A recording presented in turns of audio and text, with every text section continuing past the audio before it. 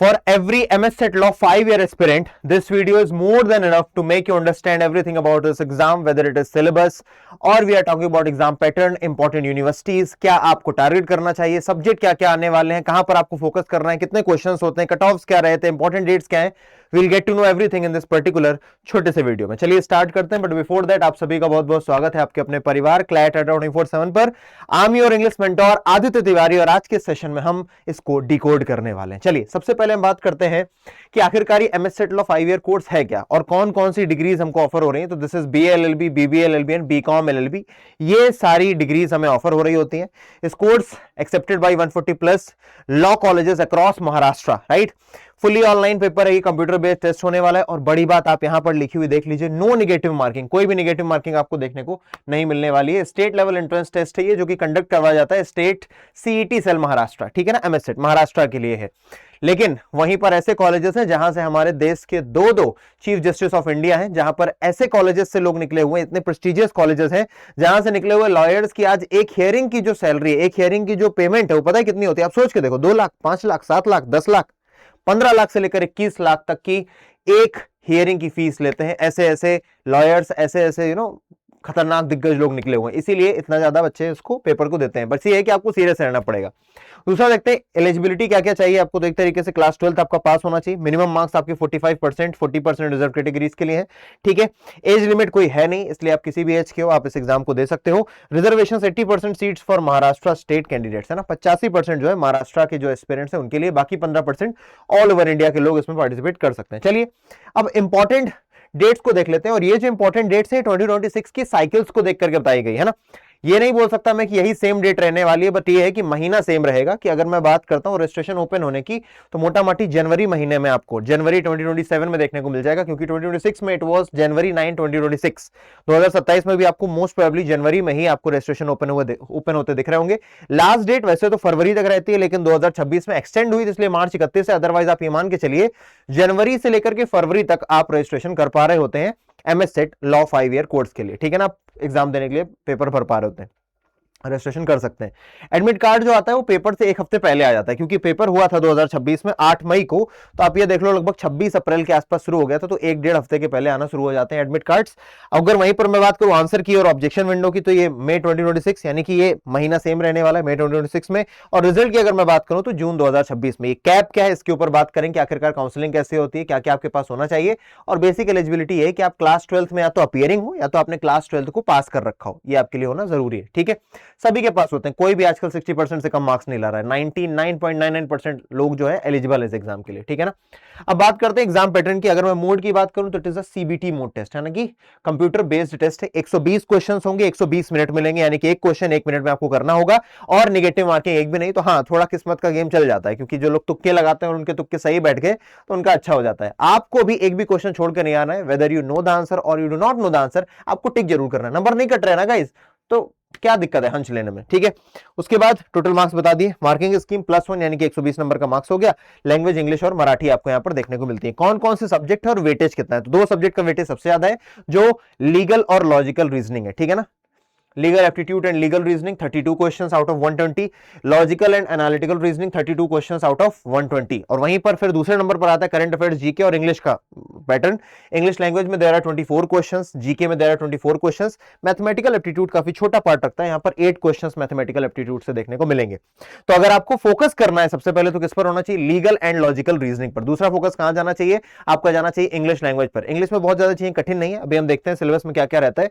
अगर मैं legal aptitude की बात करूं तो आपके पास एप्टीट्यूड होना चाहिए. आपको कोई हर एक सेक्शन याद हो ऐसा बिल्कुल भी आपसे उम्मीद नहीं की जा रही. ठीक है, आप क्लास 12 से जस्ट पास आउट हैं, आपको उतना आ ही नहीं सकता है. ठीक है, तो लीगल प्रोपोजिशंस आपको बताऊं, लीगल फैक्ट्स बताऊं, है ना, ड्राइंग लॉजिकल इन्फ्रेंसेस, आप आइडिया निकाल पाए, लॉजिकल इन्फ्रेंसेस क्रिएट कर सकें आर्गुमेंट से. जनरल नॉलेज में history, geography, civics, economics, science and tech, वो सारी चीजें देखने को मिलेंगी. वो भी सतही लेवल, बहुत डीप में नहीं जाएगा. ठीक है, फिर बात करते हैं लॉजिकल एंड एनालिटिकल रीजनिंग. यहां पर आपको अच्छे से मेहनत करनी रहेगी. एनालॉजीज होंगी, आर्गुमेंट कंप्लीशन पर क्वेश्चंस होंगे, है ना, कंक्लूजन्स एंड आइडेंटिफाइंग रिलेशनशिप्स पर क्वेश्चंस आपसे पूछे जाएंगे, ठीक है ना। ब्लड रिलेशन पर क्वेश्चन देखने को मिलेंगे। लैंग्वेज की मैं बात करूं तो आपको वोकैबुलरी के सारे सेक्शंस देखने को मिलेंगे, synonym, antonym, idioms and phrases, all kinds of questions, ठीक है। साथ के साथ आपको देखने को मिलेंगे कॉम्प्रिहेंशन एंड एरर स्पॉटिंग, ठीक है, सेंटेंस करेक्शन के क्वेश्चंस देखने को मिलेंगे। मैथमेटिक्स की अगर मैं बात करूं तो profit loss, time speed distance, है ना, एवरेज है, अलजेब्रा, वेन डायग्राम, इन सबसे क्वेश्चंस आपको देखने को मिलेंगे। और ये भी लिखा है साफ साफ क्लास 10th लेवल का होने वाला है। मैंने आपको बताया कहां पर आपको ज्यादा फोकस करना है, तो it should be what, it should be legal and logical, सबसे ज्यादा फोकस वही, उसके बाद लैंग्वेज पर चले जाइए। अब बात करते हैं टॉप 10 कॉलेजेस कौन से हैं, तो वही है ये college, GLC, government law college Mumbai, Mumbai में है ये, जहां से दो हमारे कौन निकले हुए हैं, सुप्रीम कोर्ट ऑफ, मतलब कि हमारे सीजीआई हैं, चीफ जस्टिस ऑफ इंडिया निकले हुए हैं, ठीक है ना। Indian law society ILS Pune, बहुत बड़ा नाम है, ठीक है ना। ये यही सीक्वेंस आपको प्रेफरेंस भरनी होती है तो ये बेस्ट सीक्वेंस होगा, ठीक है। फिर उसके बाद Praveen Gandhi college of law Mumbai में है, university of Mumbai law academy, Deshshree Navalmal, फिर है ना, फिरोडिया लॉ कॉलेज, ये भी पुणे में है। फिर आप देखोगे क्या लिखा है, मराठवाड़ा, है ना, मित्र मंडल्स। तो ऐसे करके आपको कुल मिलाकर के 10 कॉलेजेस देखने को मिलेंगे। डॉक्टर अंबेडकर कॉलेज, ये नागपुर में, मुंबई पुणे, तो मुंबई पुणे नागपुर, मुंबई और पुणे में आपको मैक्सिमम अच्छे कॉलेज मिल जाएंगे। अधिकतर लोग जो टारगेट कर रहे हैं वो ये दोनों कर रहे हैं, है ना, जीएलसी और आईएलएस, ये मैक्सिमम लोग टारगेट कर रहे हैं, क्योंकि यहां पहुंच गए अगर आप, तो पहली बात तो आपके पैसे बचेंगे, यहाँ का आरओआई बहुत तगड़ा है, प्लस आपकी जो जॉब लगेगी वो तगड़ी लग रही होगी, ठीक है ना। वरना आप ये मान करके चलिए कि जो हमारे देश में 90% लॉयर्स हैं उनकी सैलरी बहुत ज्यादा नहीं है, लेकिन जो यहां से निकलते हैं वो क्रीमी लेवल के होते हैं। और यहां पर पहुंचने के लिए आपकी मेहनत होनी चाहिए टॉप नॉच लेवल पर। अगर आप मेहनत नहीं कर रहे हो तो आपको प्रॉब्लम्स का सामना जरूर करना पड़ेगा, और आपको अभी से लगना पड़ेगा, है ना। और अभी से लगने के लिए आपके पास ये 2 बैचेस हैं जिनसे आपकी तैयारी सॉलिड हो जाएगी, जिनसे आप फॉर श्योर पेपर को क्रैक कर दोगे। और मैं आपकी आंखों में आंखें डाल के बात बोल रहा हूं, ठीक है ना। बेस्ट फैकल्टी है यहाँ पर जो आपको पढ़ा रहे होंगे, ठीक है ना।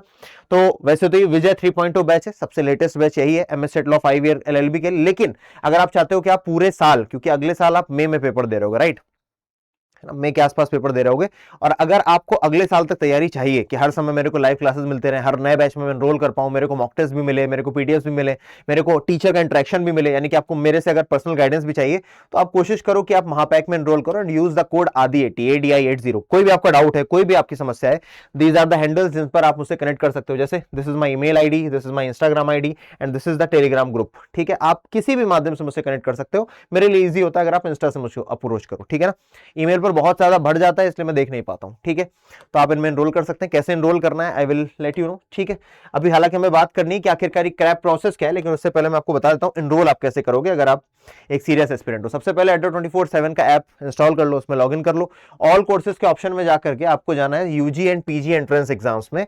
वहां पर आपको देखने को मिलेगा लॉ एंट्रेंस एग्जाम्स, है ना, 5 ईयर एंड 3 ईयर एलएलबी। यहां पर आप आओगे एमएच सेट लॉ। जब आप एमएच सेट लॉ में आओगे तो आपको यहां पर 4 बैचेस देखने को मिलेंगे, है ना, ऊपर एकदम फ्रंट पर। एक आपको देखने को मिलेगा महापैक, ठीक है, 3 ईयर एलएलबी का है ये। यहां पर आपको दिख रहा है 5 ईयर वाला आपको पास जाना है, ठीक है ना। ये 3 ईयर है और ये 5 ईयर एलएलबी है। तो या तो आप ये 5 ईयर एलएलबी वाला कोर्स लोगे, आपको ध्यान देना है, अगर आप बैक आओगे थोड़ा सा, आपको यहां पर दिखेंगे सारे के सारे महापैक। लॉ महापैक पर आप गए, आपको 3 ईयर महापैक नहीं लेना है ना, 3 ईयर भी है 5 ईयर भी। तो आप या तो 5 ईयर लॉ कोर्स लोगे, ठीक है, या तो आप विजय 3.0 बैच लोगे। मान लीजिए आप 5 एलएलबी कोर्स में जा रहे हैं और आपको मैक्सिमम डिस्काउंट चाहिए, जिसके लिए मैंने आपको बताया ADI80। तो आप यहां पर जाओ, बाई नाउ पर आपको एक स्पेस दिखाई देगा जहां पर लिखा होगा कूपन कोड अप्लाई करने का। तो यहां पर आप कूपन कोड अप्लाई करो ADI80, ठीक है। Since my name is Aditya, तो this is my coupon code, जिससे आपको मैक्सिमम डिस्काउंट मिलेगा, plus you will be getting my personal mentorship. तो आप ये देखो कितना आपको % डिस्काउंट मिल गया, यू गॉट 40% डिस्काउंट। और अगर आपने फोन पर एप्लीकेशन डाउनलोड कर रखा है, you will be getting 41% discount, which is the maximum, ठीक है ना। और ये भी आपको बता दूं कि सीट्स लिमिटेड होती हैं, तो अगर आपने सोचा है सही तरीके से तैयारी करने का तो ऐसे आप कर लेना, ठीक है। बाकी मैंने आपको बताई कैसे आप मुझसे कनेक्ट कर सकते हो, राइट। यहां पर ये जो मैंने 3 ईयर एलएलबी का लगा रखा है, आपने 3 ईयर एलएलबी में एनरोल नहीं करना है ना, आपने एनरोल करना है 5 ईयर एलएलबी वाले में, ठीक है। कोई डाउट होगा यू कैन कनेक्ट मी। आगे आते हैं, अब जरा देखते हैं कैसे हमें रजिस्ट्रेशन करना है। तो ये कुछ प्रोसेस है, छोटा सा प्रोसेस है, बहुत कठिन नहीं है इसमें कुछ भी, ठीक है। सबसे पहले आप रजिस्ट्रेशन कराओगे, ठीक है। उसके बाद आप अपनी कॉलेज की ब्रांच की प्रेफरेंसेस भरोगे, प्रेफरेंस जैसे कि मैंने भी आपको कॉलेजेस दिखाए। उसके बाद आपकी मेरिट लिस्ट आएगी, सीट अलॉटमेंट होगा, 2-3 महीने का काम है ये। उसके बाद आप जाओगे कॉलेज में, है ना, सीट को एक्सेप्ट करोगे और रिपोर्टिंग करोगे जाके कॉलेज पर अपने सभी के सभी डॉक्यूमेंट्स के साथ, और इसी के साथ आपके पास क्या आ जाएगी, सीट आपको अलॉट कर दी जाएगी। These are the key takeaways कि कहां पर आपको तैयारी ज्यादा करनी, क्या करना है, दैट आई टोल्ड यू। कोई डाउट रहता है तो आप मुझसे पूछ सकते हो, बाकी मैंने आपको बता दिया मुझसे कनेक्ट करने का क्या तरीका है, सारी चीज आपको पता होगी, ठीक है। उम्मीद करता हूं आपको बात समझ में आई होगी। कोई भी डाउट है कमेंट में पूछ लो, है ना, मुझे मैसेज कर लो, किसी भी तरीके से आप मुझसे कनेक्ट कर सकते हो। टेक केयर गाइस, जय हिंद, बाय बाय।